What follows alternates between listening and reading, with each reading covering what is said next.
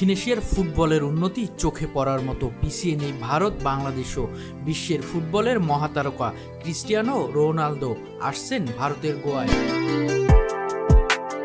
Asian champions league 2 এর group পর্বের lottery ইতিমধ্যে সম্পন্ন হয়েছে।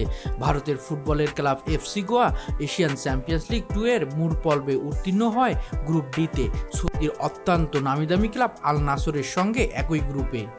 এর ফলে ভারতের মাটিতে খেলার সম্ভাবনা তৈরি হয়েছে ফুটবলের কিংবদন্তি ক্রিস্টিয়ানো রোনালদো।